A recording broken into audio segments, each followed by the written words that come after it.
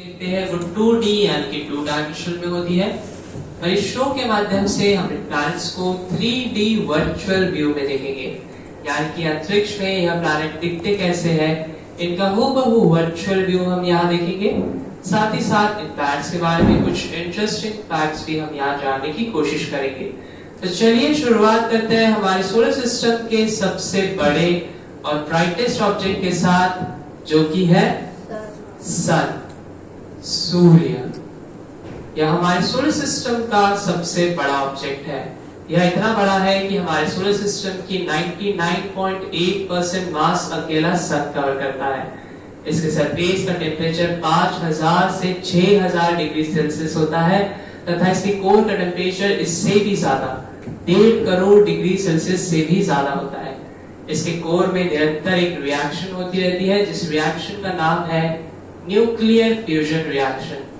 इस रिएक्शन में 4 hydrogen atom आपस में कंबाइन होकर एक हीलियम एटम का निर्माण करते हैं, जिससे बहुत सारी एनर्जी रिलीज होती है। सेम एनर्जी हमारे अर्थ पर सनलाइट के रूप में आती है। तो सनलाइट को हमारे अर्थ तक पहुंचने के लिए 8 मिनट और 28 सेकंड का समय लगता है। सन की ग्रेविटेशनल फोर्स बहुत ज्यादा होने के कारण सभी प्लैनेट्स इसके अराउंड रिवॉल्व करते रहते हैं। सन खुद हमारी मिल्की वे गैलेक्सी की निरंतर परिक्रमा करते रहता है। एक रेवोल्यूशन कंप्लीट करने के लिए सन को 25 करोड़ साल का समय लगता है, जिसे एक ब्रह्मांड वर्ष या फिर गैलेक्टिक ईयर भी कहा जाता है। अब हम देखेंगे हमारे सोलर सिस्टम का फर्स्ट प्लैनेट, जो कि है मरक्यूरी, यानी कि बुध ग्रह। यह हमारे सोलर सिस्टम का सबसे पहला प्लैनेट होते हुए सबसे छोटा प्लैनेट भी है, मगर मरक्यूरी सन के सबसे करीब रहने के बावजूद भी सबसे गर्म प्लैनेट नहीं है। मरक्यूरी के पास खुद का कोई एटमॉस्फेयर नहीं होता, खुद का कोई वातावरण नहीं होता। सन से आने वाली सोलर रेडिएशंस को यह कैप्चर नहीं कर सकता, इसीलिए मरक्यूरी सबसे गर्म प्लैनेट नहीं है। और इसके सरफेस पर बहुत ज्यादा मेट्रॉइड क्रेटर्स दिखाई देते हैं, गड्ढे दिखाई देते हैं। This is due to because of absence of atmosphere, क्योंकि मरक्यूरी के पास खुद का कोई वातावरण नहीं होता। यहाँ पर बहुत ज्यादा मेटेरोइडिक इम्पैक्ट होते रहते हैं, इसीलिए इसके सरफेस पर बहुत ज्यादा गड्ढे भी पाए जाते हैं। मरक्यूरी का खुद का कोई नेचुरल सैटेलाइट यानी कि इसका चंद्रमा नहीं पाया जाता। अब हम देखेंगे हमारे सोलर सिस्टम का दूसरा प्लैनेट, जो कि है वीनस, शुक्र ग्रह।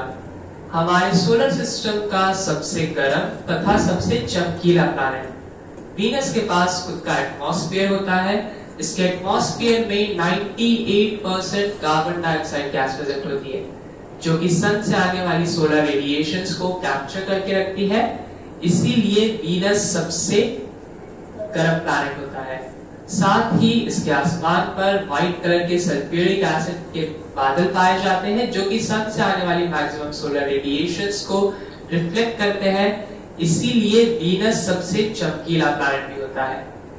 वीनस अन्य प्लैनेट्स के कंपैरिजन में उल्टा घूमता है। हमारे सोलर सिस्टम के सभी प्लैनेट्स एंटी क्लॉकवाइज डायरेक्शन में रोटेट करते हैं, बट वीनस क्योंकि अपने एक्सिस पर 180 डिग्री से झुका हुआ होता है, इसीलिए यह उल्टा घूमता है, यानी कि वीनस क्लॉकवाइज डायरेक्शन में रोटेट करता है, बिल्कुल इसी तरह। वीनस का भी खुद का कोई नेचुरल सैटेलाइट यानी कि इसका चंद्रमा नहीं पाया जाता।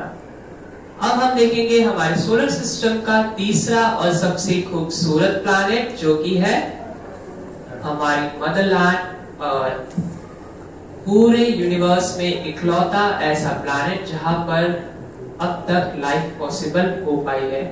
स्पेस से जब हम अर्थ को देखते हैं तो यह नीले कलर की दिखाई देती है, क्योंकि इसके सरफेस पर 71% पानी मौजूद है और 29% लैंड होती है। अर्थ अपने एक्सिस पर 23.5 डिग्री से टिल्ट रहती है, जिस वजह से इस पर सीजनल वेरिएशन यानी कि ऋतु परिवर्तन होते हैं। अर्थ पर 2 पोल्स पाए जाते हैं, north pole and south pole, जो कि कंप्लीटली आइस से बने होते हैं। इन्हें आर्कटिक और अंटार्कटिक आइस कैप के नाम से भी जाना जाता है। हमारे अर्थ का एक इकलौता नेचुरल सैटेलाइट है, जिसे हम रोजाना ही अपनी अर्थ से देखते आ रहे हैं, जिसका नाम है मून, चंद्रमा। मगर अर्थ से हम मून का सिर्फ 59% ही देख सकते हैं।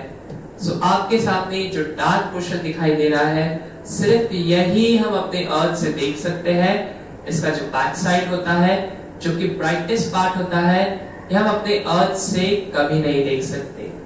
सो ऐसा इसलिए क्योंकि जितने समय में मून अपनी एक्सिस पर रोटेट करता है, ठीक उतने ही समय में वह अर्थ के अराउंड एक रेवोल्यूशन कंप्लीट करता है, यानी कि इसका rotation and revolution period exactly same होता है।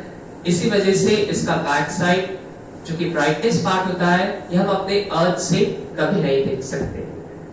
सो अब हम देखेंगे हमारे सोलर सिस्टम का फोर्थ प्लैनेट, जो कि है मार्स, मंगल ग्रह। इसे रेड प्लैनेट के नाम से भी जाना जाता है क्योंकि इसके सरफेस पर आयरन ऑक्साइड यानी कि जंग की मात्रा बहुत ज्यादा पाई जाती है, इसीलिए यह लाल कलर का दिखाई देता है। अर्थ और मार्स में बहुत सारी सिमिलैरिटीज होती है। जिस तरह अर्थ पर एक दिन 24 आवर्स का रहता है, ठीक वैसे ही मार्स पर एक दिन 24 आवर्स एंड 37 मिनट्स का होता है। मार्स पर भी अपने दो पोल्स पाए जाते हैं, north pole and south pole, जो कि ड्राई आइस यानी कि CO2 इन सॉलिड फॉर्म में बने होते हैं। और ऐसा माना जाता है कि इस ड्राई आइस के नीचे लिक्विड फॉर्म में पानी मौजूद है, और अगर किसी तरह हम उस पानी को सरफेस पर लेके आए तो 37% मास जो है वो पानी से कवर हो सकता है, और यहाँ पर भी लाइफ पॉसिबल हो सकती है।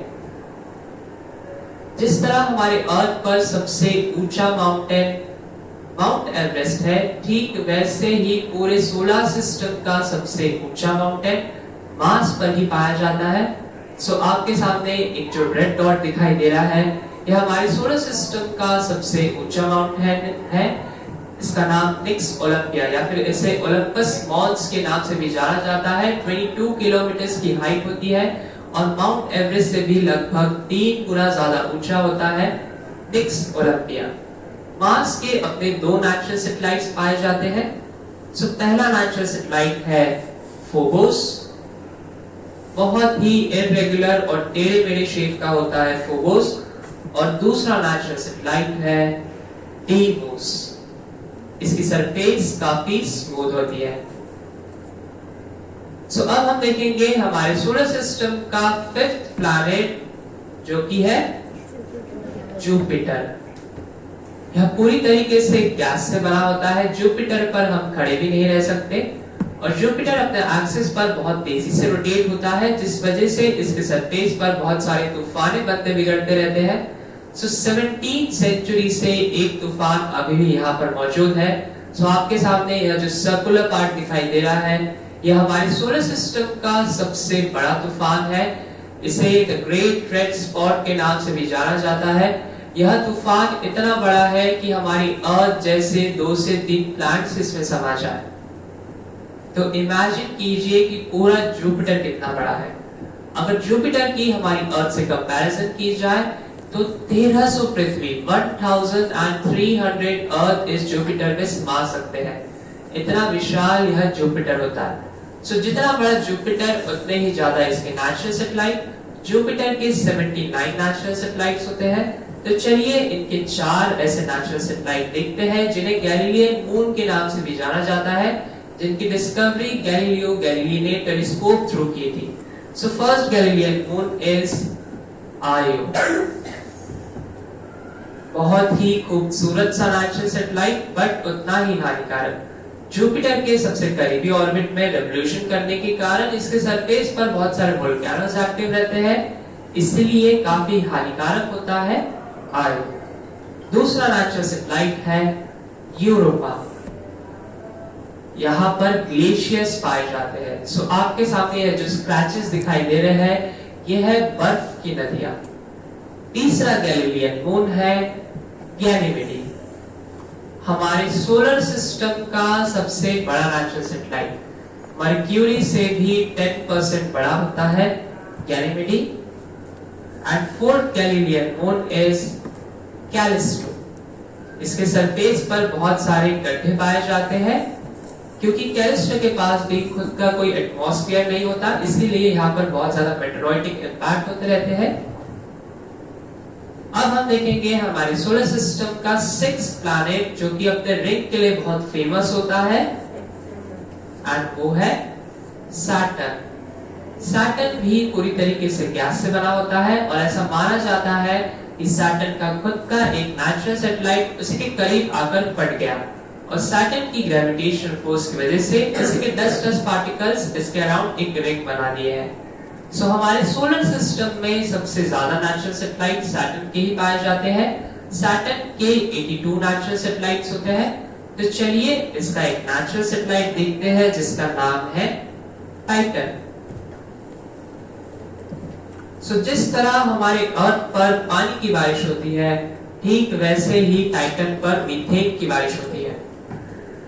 और जब हमारे अर्थ का निर्माण हुआ था, प्री हिस्टोरिक अर्थ का जैसा एटमॉस्फेयर हुआ करता था, ठीक वैसा ही एटमॉस्फेयर अब टाइटन पर मौजूद है। सो ऐसा माना जाता है कि माइक्रो ऑर्गेनिजम्स के रूप में अभी भी यहाँ पर लाइफ प्रेजेंट हो सकती है। सो अब हम देखेंगे हमारे सोलर सिस्टम का 7th प्लैनेट जो कि है यूरेनस। हमारे सोलर सिस्टम का सबसे ठंडा प्लैनेट यूरेनस अपने एक्सिस पर 98 डिग्री से टिल्ट रहता है। इसी वजह से सन रेज यहाँ तक ठीक से पहुंच नहीं पाती, इसीलिए यह हमारे सोलर सिस्टम का सबसे ठंडा प्लैनेट होता है। यूरेनस के 27 नेचुरल सैटेलाइट्स होते हैं। तो चलिए इसका एक नेचुरल सैटेलाइट देखते हैं जिसका नाम है मिरांडा। हमारे सोलर सिस्टम का इकलौता ऐसा नेचुरल सैटेलाइट जो कि अपने एक्सिस पर कभी रोटेट ही नहीं होता। इस वजह से हमारे जो आर्टिफिशियल सैटेलाइट है वह इसकी सिर्फ आधी ही तस्वीर ले पाए हैं, इसीलिए यह आपको सिर्फ आधा ही दिखाई दे रहा है मिरांडा। अब हम देखेंगे हमारे सोलर सिस्टम का लास्ट प्लैनेट जो कि है नेपट्यून। यह नीले कलर का दिखाई देता है क्योंकि इसके सरफेस पर हाइड्रोजन, हीलियम तथा मीथेन की मात्रा पाई जाती है जो कि रेड लाइट को एब्सॉर्ब करती है और ब्लू लाइट को एमिट करती है। नेपट्यून के 14 नेचुरल सैटेलाइट्स होते हैं और इसकी एक इंटरेस्टिंग बात है, यहाँ पर डायमंड्स की बारिश होती है। नेपट्यून पर टेम्परेचर इतना कम होता है कि मीथेन के जो कार्बन पार्टिकल्स है वो कंडेंस्ड होकर डायमंड फॉर्म करते हैं और यहाँ पर डायमंड्स की बारिश होती है। सो अब हम देखेंगे हमारे सोलर सिस्टम का एक लास्ट ऑब्जेक्ट जिसका नाम है प्लूटो।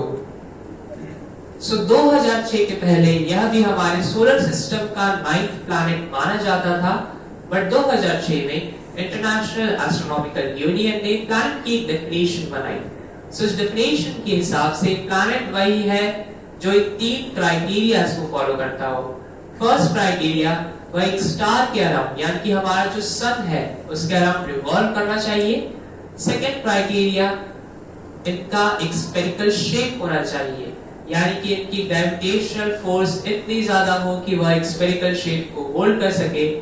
एंड थर्ड क्राइटेरिया इनका खुद का एक इंडिपेंडेंट ऑर्बिट रहना चाहिए, यानी कि दो प्लैनेट्स एक दूसरे के ऑर्बिट को क्रॉस नहीं करना चाहिए। सो प्लूटो जो है वो इस थर्ड क्राइटेरिया को फॉलो नहीं करता था। वो नेपच्यून के ऑर्बिट को 22 साल के लिए क्रॉस करता था, इसीलिए इसे प्लैनेट की कैटेगरी से निकाल दिया गया है और इसके काफी छोटे साइज होने की वजह से इसे ड्वार्फ प्लैनेट की कैटेगरी में डाल दिया गया है। और इसी के साथ हमारा सोलार सिस्टम और ये शो साइंस ऑफ स्फीयर यही समाप्त होता है। आशा है आप सभी को पसंद आया होगा। Thank you.